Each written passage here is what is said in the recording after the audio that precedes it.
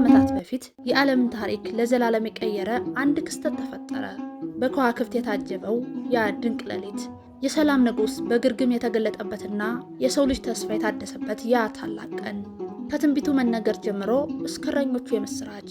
የንጉሶች ንጉሥ በቤተ መንግሥት አልተወለደም። ለምን ግርግምን መረጠ? ያቺ ኮከብ የምስራቅ ጠቢባንን ወዴት እየመራቻቸው ነበር? እግዚአብሔር ለሰው ልጆች ያለውን ፍቅር የገለጠበት ቃል ሥጋ የሆነበት ያ ታላቅ ምስጢር ዛሬ በታላቅ ደስታ የጌታችን የኢየሱስ ክርስቶስ ልደት ታሪክ ይዘንላችሁ ቀርበናል። ከገብርኤል ብስራት እስከ መላእክት ዝማሬ አስደናቂውን የኢየሱስ ክርስቶስን የልደት ታሪክ አብረን እንመለከታለን። ከወደዳችሁት ላይክ አድርጉ፣ ለሌሎችም እንዲደርስ ሸር እያደረጋችሁ አዲስም ከሆናችሁ ሰብስክራይብ ማድረግን አትርሱ። አብራችሁን ቆዩ። ቅድስት ድንግል ማርያም ለአረጋው ዮሴፍ ከታጨች በኋላ ናዝሬት ገሊላ ከምትባል ከተማ ትኖር በነበረበት ከዕለታት በአንዱ ቀን ውሃ ቀድታ ስትመለስ መንገድ ላይ በመሄድ ሳለች የእግዚአብሔር መልአክ ወደ እሷ ቀርቦ እንዲህ አላት፣ ትጸንሲ። እሷም ድምፅን ሰምታ መለስ ብላ ብታይም ከአጠገቧ ማንንም ማየት ባለመቻሏ አዳም አባቴንና ሔዋን እናቴን ያሳተ ጠላት ይሆናል እንጂ ሌላ አይደለም ብላ አሰበች። ዳግመኛም ትጸንሲ የሚል ድምፅ ሰማች። ይህ ነገር ደጋገመኝ፣ እንዲህ ያለውን ነገር ከቤተ መቅደስ ሆነው ሊረዱት ይገባል ብላ ከቤተ መቅደስ ገብታ ወርቅና ሐር እያስማማች መፍተል ጀመረች። መልአኩ ቅዱስ ገብርኤል በአምሳለ አረጋዊ እንዲህ አላት፣ ደስ ይበልሽ ጸጋን የተመላሽ ሆይ እግዚአብሔር ከአንቺ ጋር ነውና ከሴቶች መካከል አንቺ የተባረክሽ ነሽ። ድንግል ማርያምም እንዲህ ያለ የምስጋና እጅ መንሻ እንዴት ይደረግልኛል ብላ ጠየቀችው።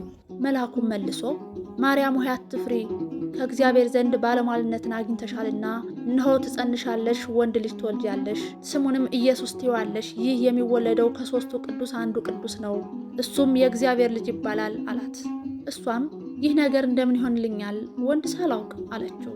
መልአኩ ቅዱስ ገብርኤልም መንፈስ ቅዱስ ይጠብቅሻል፣ የልዑል ኃይልም ያድርብሻል አላት። እሷም የመልአኩን ቃል ተቀብላ እንደ ቃልህ ይደረግልኝ አለችው። በዚህ ጊዜ አካላዊ ቃል በግብረ መንፈስ ቅዱስ ጸነሰች። ከዚህ በኋላ ንጉሥ አውግስጦስ ቄሳር ሕዝቡን ቀረጥ ማስከፈል እንዲያመቸው በእስራኤል ሀገር ውስጥ ይኖሩ የነበሩትን ሰዎችን ለማወቅ ቆጠራ እንዲደረግ አዘዘ። ሕዝቡም ለመቆጠር ወደ ትውልድ ስፍራው መጓዝ ጀመረ። እመቤታችን ቅድስት ድንግል ማርያም የንጉሥ ዳዊት ዘር ሐረግ ስለነበራት ግዛቷ ወደ ነበረው ቤተልሔም ከአረጋው ዮሴፍ ጋር ሄደች። በዚያም ሳሉ እመቤታችን መውለጃዋ ቀን ደረሰ። ሆኖም ግን ከተማዋ ትንሽ ስለነበረችና ለመመዝገብ የመጣው ሰው ብዙ ስለነበር ማረፊያ ቦታ ሊያገኙ አልቻሉም። አረጋው ዮሴፍም ከብዙ ድካም በኋላ ከብቶች የሚያርፉበት በረት አግኝቶ እመቤታችንን በዚያ አስቀመጣት። በከብቶች በረት ውስጥ ሳሉ እመቤታችን የመውለጃዋ ጊዜ በመድረሱ ጌታችን ኢየሱስ ክርስቶስን ወለደችው። በጨርቅ ጠቅልላ በበረት ውስጥ አስተኛችው። በዚያ ሌሊት በቤተልሔም ይኖሩ የነበሩት እረኞችም ከብቶቻቸውን ሲጠብቁ የእግዚአብሔር መልአክ በእረኞቹ አጠገብ ቆመ። የእግዚአብሔርን ብርሃን በዙሪያቸው በራ። በጣምም ፈሩ። መልአኩም እንዲህ አላቸው፣ እነሆ ለእናንተና ለሕዝቡ ሁሉ ደስታ የሚሆን ታላቅ የምሥራች እነግራችኋለሁና አትፍሩ። እነሆ ዛሬ በዳዊት ከተማ መድን ተወልዶላችኋል። ይኸውም ጌታና እግዚአብሔር የሆነ መድኃኒታችን ኢየሱስ ክርስቶስ ነው። እናንተም ባገኛችሁት ጊዜ ምልክቱ እንዲህ ነው፣ ሕፃን በጨርቅ ተጠቅልሎ በበረት ውስጥ ተኝቶ ታገኛላችሁ። ድንገትም ከዚያ መልአክ ጋር ብዙ የሰማይ መላእክት እግዚአብሔርን እያመሰገኑ መጡ። እረኞቹም እርስ በርሳቸው እስከ ቤተልሔም እንሂድ፣ እግዚአብሔር የገለጠልንን ይህን ነገር እንወቅ ተባባሉ። ፈጥነውም ሄዱ። ድንግል ማርያምንና ዮሴፍንም በከብቶቹ በረት አገኟቸው። ሕፃኑን ባዩ ጊዜ የነገሯቸው እውን መሆኑን ስላዩ በጣም ተደነቁ። እረኞችም እንደነገሯቸው ባዩትና በሰሙት ሁሉ እግዚአብሔርን እያመሰገኑ በሰማይ ለእግዚአብሔር ክብር ይሁን፣ በምድርም ለሰው ልጆች በጎ ፈቃድ ሆነ ብለው እያመሰገኑ እያከበሩ ወደ መጡበት ተመለሱ። ሰብአ ሰገልም የእግዚአብሔር ልጅ የተወለደበትን ዋሻ የሚያመለክት ኮከብ እየመራቻቸው ከምስራቅ ወደሱ መጡ። ስለ አምላክ መወለድ አስቀድመው ያውቁ ነበርና፣ ስለሆነም ኮከቡን ተከትለው ልጁን ይፈልጉ ነበር። የይሁዳውም ንጉሥ ሄሮድስ ሕፃኑን ስለሚሹት ጠቢባን ሰዎችን ሲሰማ ቀደም ብሎ ወደ ቤተ መንግስቱ ጋበዛቸው። የይሁዳው ንጉሥ ሄሮድስም ሕፃኑን ስለሚሹት ጠቢባን ሰዎችን ሲሰማ ቀደም ብሎ ወደ ቤተ መንግስቱ ጋበዛቸው። እንደነሱም ጌታችን ኢየሱስን ማምለክ እንደሚፈልግ በመግለጽ ልጁን ሲያገኙት ወደሱ ይዘውት እንዲመጡ ጥበበኞችን ጠየቃቸው። ሄሮድስ ግን ዙፋኑን ሊወስድ ይችላል ብሎ በመፍራት ጌታ ኢየሱስን ለመግደል ፈልጎ እንጂ ሊያመልከው አልነበረም። ሰባት ሰገልም በኮከቡ ተመርተው ቅድስት ማርያም ዮሴፍና ጌታችን ኢየሱስ ክርስቶስ ወደ ነበሩበት በረት በደረሱ ጊዜ በጉልበታቸው ተንበርክከው አምላክነቱን በመረዳት ለሕፃኑ ሰገዱለት። ዕጣን፣ ወርቅና ከርቤም የእጅ መንሻ አድርገው አቀረቡለት። ሆኖም ግን ወደ ሄሮድስ አልተመለሱም።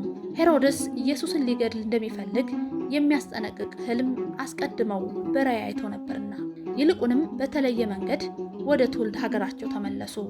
ከዚያን ጊዜ ጀምሮ የጌታችን የመድኃኒታችን የኢየሱስ ክርስቶስ ልደት በመላው የኦርቶዶክስ ተዋሕዶ ሃይማኖት ተከታዮች ዘንድ በድምቀት ይከበራል። እሱ ለኛ መድን ነው። እሱ ለኛ ጠባቂ ነው። የጌታችን የመድኃኒታችን የኢየሱስ ክርስቶስ ልደት በሰውና በእግዚአብሔር መካከል እርቅ የተደረገበት፣ ከኃጢአት ባርነት ነፃ ያወጣንበት ድንቅ የተዋሕዶ ምስጢር የተፈጸመበት ነው። ነቢያት ስለ ክርስቶስ የተናገሩት ሁሉ ተፈጸመ። ስለ ጌታችን መወለድ ቅዱስ ዳዊትም እነሆ በኤፍራታ ሰማነው፣ በዱር ውስጥም አገኘነው ብሎ ተናግሯል። በጌታችን በኢየሱስ ክርስቶስ ልደት መላእክትና ሰዎች በአንድነት ስብሐት ለእግዚአብሔር እያሉ እግዚአብሔርን አመስግነዋል። በኃጢአት አተነው የነበረው አንድነት፣ የመላእክትና የሰው ልጆች አንድነት ከብዙ ዘመን በኋላ በጌታችን ልደት እንደገና አገኘነው። ሊቁ ቅዱስ ዮሐንስ አፈወርቅ እግዚአብሔር አምላክ የሰውን ዘር በሙሉ ያዳነበትን ድንቅ ሥራ ሲገልጽ ምን እላለሁ? ምንስ እናገራለሁ? ከዘመን አስቀድሞ የነበረው እሱ ሕፃን ሆኗል። እኔ ፈጽሜ አድንቄአለሁ። ከሰማየ ሰማያት በላይ የሚሆን በዘላለማዊ ዙፋን የሚኖር እሱ በበረት ተጣለ። ከሥጋዊ አስቀድሞ አይዳሰስ የነበረ አንዱ እሱ በምድራውያን እጅ ተዳሰሰ። ኃጢአትን የሚያስተሰርይ እሱን በጨርቅ ጠቀለሉት፣ ይህን ወዷልና። እግዚአብሔር ወልድ ከእመቤታችን ከቅድስት ድንግል ማርያም ከሥጋዋ ሥጋ ከነፍሷ ነፍስ ነስቶ ሰው ሆኖ ለእኛ የድኅነት መንገድ ሆነ። ጌታችን ኢየሱስ ክርስቶስ ለአዳም የገባለትን ቃል ኪዳን ለመፈጸም ከሰማየ ሰማያት ወርዶ ከቅድስት ድንግል ማርያም ተወልዶ ሰው ሆኖ በአጭር ቁመት በጠባብ ደረት ተወስኖ በመስቀል ተሰቅሎ ድኅነትን ለሰው ልጆች ሰጠ። ሰውና እግዚአብሔርን፣ መላእክትና ሰውን፣ ነፍስና ሥጋን፣ ሕዝብና አሕዛብን አስታርቋል። በጌታችን ልደት ምክንያት እኛም ዳግም ተወለድን፣ ከሞት ወደ ሕይወት ተሸጋገርን፣ ከጨለማ ወጥተን ብርሃን አገኘን። የእሱ መወለድ የእኛም የክርስቲያኖች ሁሉ ልደት ነውና በዓሉን በክርስቲያናዊ ምግባር ታንጸንና በሥርዓተ ቤተ ክርስቲያን ልናከብረው ይገባል። እግዚአብሔር አምላክ በዓሉን የሰላም፣ የፍቅር፣ የአንድነት ያድርግልን። አሜን።